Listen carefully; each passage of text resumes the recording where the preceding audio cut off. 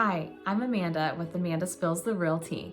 I'm a realtor with RE/MAX Trinity based in Fort Worth, Texas, and today I'm spilling the tea on iBuyers.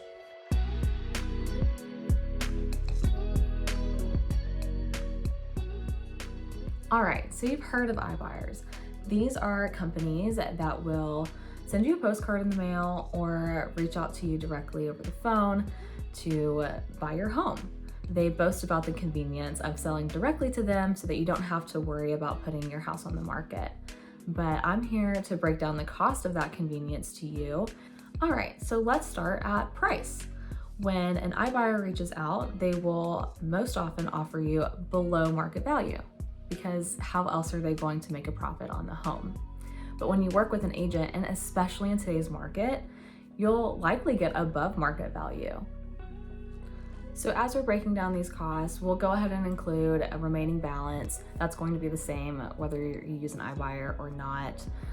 That's the remaining balance that you have left on your loan. So in this example, we'll just use $100,000 for easy math. All right, so let's talk about closing costs. Here is where we start to see some discrepancies. Right now, we're in a seller's market, so we're actually seeing buyers offer to pay for things like title policies that have traditionally been paid by sellers. And so iBuyers are not necessarily offering that, because remember, they're talking about convenience in their offer. And so they're not doing some of those same negotiation strategies that buyers are doing to compete. All right, let's talk about commission, because iBuyers love to advertise that you don't have to pay a realtor commission. So in this example, we'll just use $15,000 as what the commission would be for a listing agent and a buyer agent commission. So although by working with an iBuyer, you avoid paying a realtor commission, you are also paying a service fee, which is often the same or sometimes even more than what that realtor commission would have been. And so if you're thinking about using an iBuyer to try to make a little bit of extra money by not paying realtor commissions, just make sure you take a closer look at that service fee or transaction fee to make sure it's not the same or it's not more than if you would have hired an agent. All right, so let's talk about repairs. So when you put the house on the market, a buyer may have an option period and they may do an inspection and they may request some repairs. Some of them may be reasonable, some of them may not, but you have the ability to negotiate. You have the ability to say no to those repairs requests.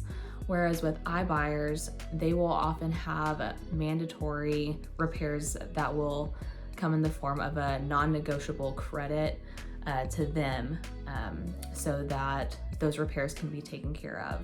And those can often add up. Okay, so holding costs, or the cost to continue owning your home until it closes, may be slightly lower with an iBuyer because they can do a quick closing.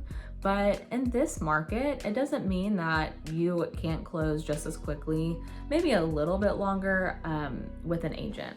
So this brings your grand total to earning $33,000 more if you list with an agent than if you sell to an iBuyer. What could you do with an extra $30,000? I know I can think of a few things. So I know it may be tempting when you get a postcard in the mail and you have a ready and willing buyer right at your fingertips. I get it, because I get the postcards too, and I feel that same twinge of excitement that someone wants to buy my home. But you've got to think about the long-term difference in how much you can actually make when you sell your home. As your realtor and your listing agent, I represent you. I'm looking out for your best interests. An iBuyer is just that. It's the buyer. They're looking out for their best interests. And so when I represent my clients, I want them to get top dollar for their home. And I like to be transparent from the beginning. Before we even list the home, I like to provide you a seller's net proceeds list so that you can accurately predict how much you can actually walk away from at the sale of your home.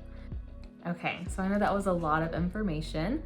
So if you're in the DFW area and are curious about how much you can get for the sale of your home, I'd be happy to meet with you. Feel free to send me an email at amandaspillstherealty@gmail.com. And if you're outside the DFW area, still feel free to send me an email. I have connections with rockstar agents all over the country and all over the world. Until then, feel free to subscribe to my channel and follow me everywhere at Amanda Spills the Realty. See you next time.